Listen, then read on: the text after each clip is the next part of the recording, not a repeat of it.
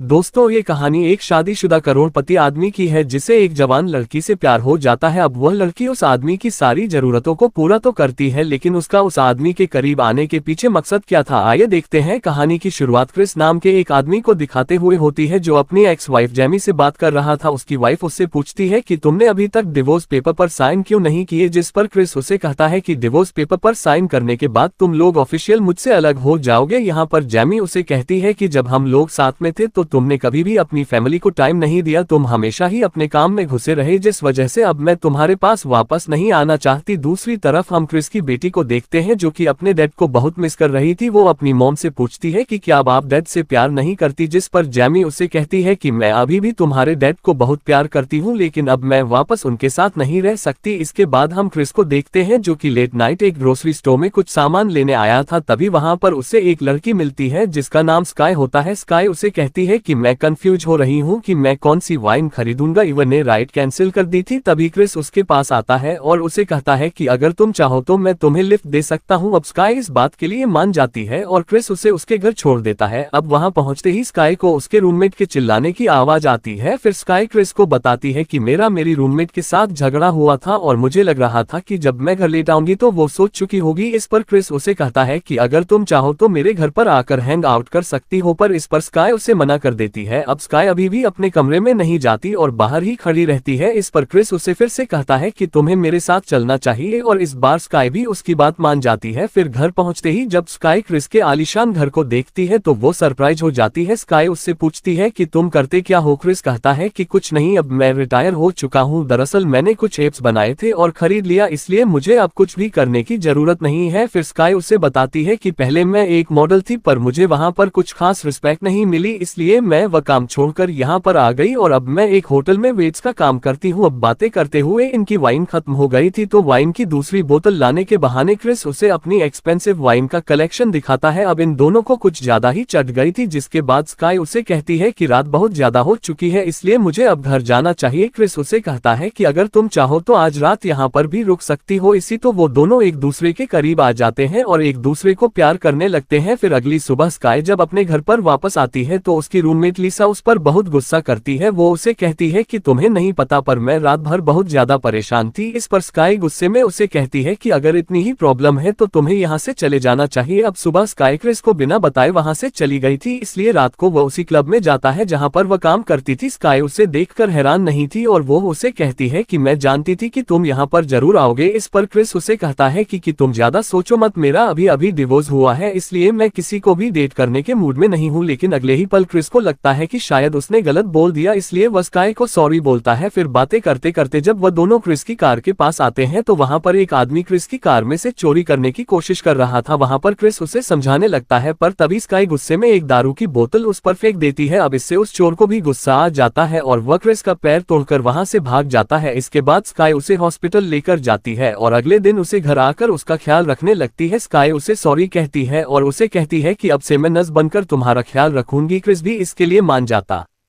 है और उसके ठीक होने तक वो उसे यहीं रहने को कहता है। इसके बाद स्काई अपना सामान लेने के लिए अपने घर जाती है। फिर वहां पर लीजा को जब पता चलता है कि वो यहाँ से जा रही है तो वो उसे कहती है कि तुम मुझे ऐसे छोड़कर नहीं जा सकती, अगर तुम चली गई तो तुम्हारे बिना मैं मर जाऊंगी। फिर हम उन दोनों को यहाँ पर किस करते हुए देखते हैं, जिससे हमें पता चलता है कि ये दोनों रिलेशनशिप में है। इसके बाद स्काई अपना सारा सामान लेकर क्रिस के घर पर आ जाती है और उसका ख्याल रखने लगती है। फिर रात को सोते हुए क्रिस स्काई से कहता है कि मैं तुमसे बहुत प्यार करता हूँ, जिस पर स्काई उसे कहती है कि मैं भी तुमसे प्यार करती हूँ। फिर अगली सुबह हम लीजा के मकान मालिक रोनाल्ड को देखते हैं जो कि लीजा से मिलने उसके कमरे में आता है। फिर वो जैसे ही उसके बाथरूम में जाता है तो वहां पर उसे लीजा की डेड बॉडी मिलती है जिसने अपने हाथों की नसें काट ली थी। वहीं दूसरी तरफ क्रिस जब सो रहा था तो वहां पर स्काई उसे थोड़ा सा जगाती है और उसके फोन को अनलॉक कर लेती है। उधर लीजा का मकान मालिक पुलिस बुला लेता है पर पुलिस को लगता है कि शायद ये सुसाइड है। यहाँ पर मकान मालिक भी उनकी बातों से एग्री करता है और कहता है कि शायद उसकी गर्लफ्रेंड स्काई ने उसे छोड़ दिया था, जिस वजह से लीजा ने खुद की जान ले ली। इसके बाद हम क्रिस को देखते हैं जो कि जैमी से बात कर रहा था। वो जैमी को अपने एक्सीडेंट के बारे में बताता है, जिस पर जैमी उसे कहती है कि अगर तुम चाहो तो हम दोनों फ्राइडे को तुम्हारे घर आ सकते हैं। क्रिस को भी उसकी यह बात अच्छी लगती है और वो उसे हाँ बोल देता है। फिर अगली सुबह जब क्रिस सोकर उठता है तो उसे उसका मोबाइल कहीं नहीं मिलता। फिर वो उस शख्स को ढूंढता हुआ बाहर आता है, जहां पर उसे टीवी की न्यूज से पता चलता है कि लीजा मर चुकी है। फिर थोड़ी देर बाद स्काई भी वहां पर आ जाती है और फिर क्रिस उसे कहता है कि मुझे मेरा फोन कहीं नहीं मिल रहा। इस पर स्काई उसे कहती है कि पहले तुम मुझे खाने दो और फिर मैं तुम्हारा फोन ढूंढने में तुम्हारी मदद कर दूंगी। क्रिस उसे कहता है कि तुम्हें पता है तुम्हारी फ्रेंड लीजा मर चुकी है, जिस पर स्काई उसे कहती है कि मुझे पता है क्योंकि मैंने ही उसे मारा है। अब ये सुनकर क्रिस शॉक्ड हो जाता है और उसे कहता है कि तुम ये क्या कह रही हो। फिर स्काई उसे बताती है कि मैं कई दिनों से तुम पर नजर रख रही थी, तुम क्या करते हो, कहाँ जाते हो, किस टाइम पर जाते हो, मुझे सब पता था। उस दिन सुपरमार्केट में भी मुझे पहले से ही पता था कि तुम यहाँ पर आने वाले हो। ये सुनकर क्रिस को बहुत गुस्सा आता है और वह स्काई को वहां से जाने के लिए बोलता है, पर स्काई के पास क्रिस का मोबाइल था, जिससे वह पूरे घर को लॉक कर देती है। दूसरी तरफ हम रोनाल्ड को देखते हैं जो कि अगले दिन लीज के कमरे में जाता है। वहां पर वह उसकी सभी चीजें देख रहा था और जिस दूरबीन से स्काई क्रिस को देखती है, रोनाल्ड भी उस दूरबीन से देखने लगता है। वहां पर एक लड़की बिना कपड़ों के योगा कर रही थी और रोनाल्ड उसे दूरबीन से देखकर एंजॉय करने लगता है। उधर स्काई ने क्रिस को व्हीलचेयर से बांध दिया था। क्रिस उससे पूछता है कि तुम ऐसा क्यों कर रही हो, तो स्काई उससे बताती है कि तुम्हारे पास जो कुछ भी है मुझे ये सब कुछ चाहिए, मैं तुमसे तुम्हारी बैंकिंग आईडी और पासवर्ड पूछूंगी और तुम्हें मुझे सब कुछ बताना होगा। पर क्रिस उसकी कोई बात नहीं मानता और उसे गालियां देने लगता है। पर तभी स्काई एक ड्रिलर लेकर आती है और उसे उसके पैरों में घुसा देती है, जिस वजह से क्रिस को सब कुछ बताना ही पड़ता है। उधर रोनाल्ड भी अलग अलग घरों में झांकते हुए स्काई को देख लेता है। स्काई ने भी सारे पैसे अपने अकाउंट में ट्रांसफर कर लिए थे और वह खुद के नाम की एक फेक कंपनी बनाती है और ऐसा दिखाती है कि क्रिस ने ही उसे सारे पैसे ट्रांसफर किए हैं। फिर अगले दिन स्काई क्रिस के पास आती है और उसे कहती है कि मैं तुम्हें हर्ट नहीं करना चाहती थी, पर इस पर क्रिस उसे बोलता है कि क्या तुमने मुझे अपना नाम भी सच बताया था। इस पर स्काई हंसने लगती है और कहती है कि अब तुम्हें अपनी कंपनी के सारे शेयर्स मेरे नाम करने होंगे। क्रिस गुस्से में उसका गला पकड़ लेता है, पर स्काई के पास जो सीजर्स था वो उसे क्रिस के हाथ पर मार देती है। फिर वो क्रिस को उसकी वाइफ और बेटी की फोटो दिखाती है और उसे कहती है कि अगर तुमने ऐसा नहीं किया तो मैं इन्हें भी मार दूंगी। फिर थोड़ी देर बाद वहां पर वही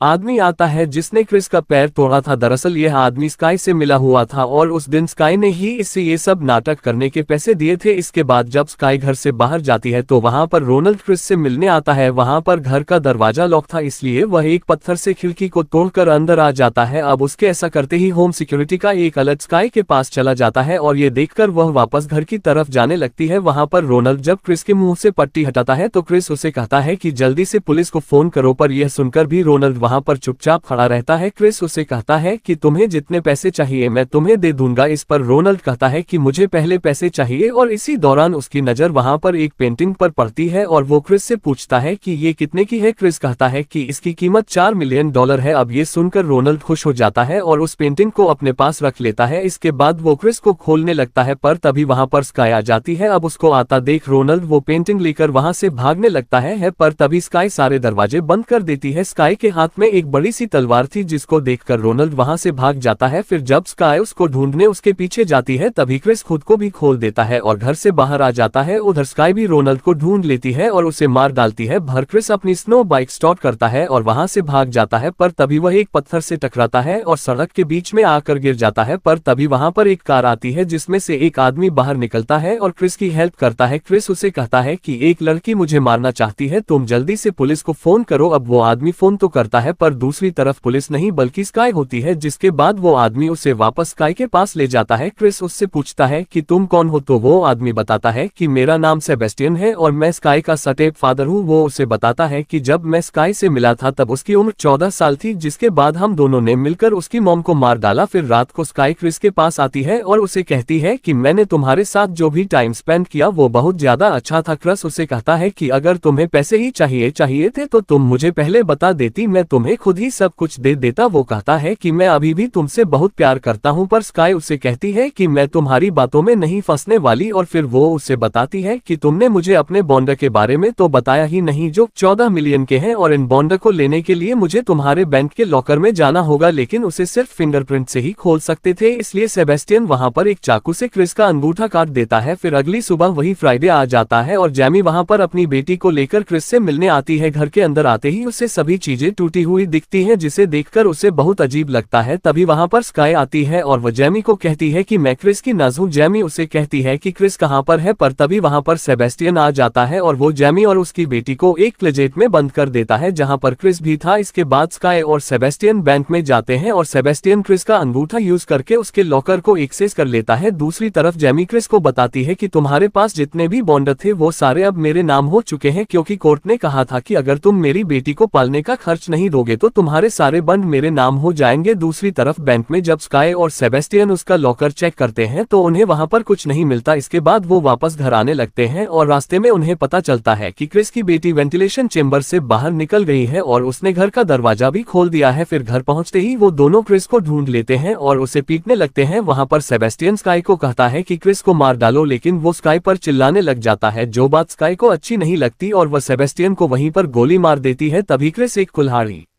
उठाकर उसे स्काई की गर्दन पर मारता है, जिससे स्काई के हाथ से क्रिस का फोन नीचे गिरता है और क्रिस उसे उठाकर भाग जाता है। इसके बाद क्रिस अपने मोबाइल से ही पूरे घर की लाइट्स बंद कर देता है और अब वही सिर्फ स्काई को देख सकता था। वही स्काई पागल होकर पूरे घर में गोलियां चलाने लगती है, पर तभी मौका देखकर क्रिस उस पर हमला कर देता है। पर क्रिस बहुत ज्यादा घायल था, इसलिए स्काई उस पर भारी पड़ती है। वो उसे मारने ही वाली थी, पर तभी जेमी पीछे से स्काई पर हमला कर देती है, लेकिन स्काई जेमी को भी मारने लगती है और वो उसके पैर में चाकू घुसा देती है। अब स्काई उन दोनों को ही मारने वाली थी, पर तभी उसकी बेटी सेबेस्टियन की गन से स्काई को शूट कर देती है और स्काई की वहीं पर मौत हो जाती है। फिर थोड़ी देर बाद वहां पर पुलिस भी पहुंच जाती है। फिर मरते हुए स्काई क्रिस को अपना असली नाम बताती है, जो कि मार्गरेट था। और दोस्तों, इसी के साथ ही यह कहानी यहीं खत्म हो जाती है।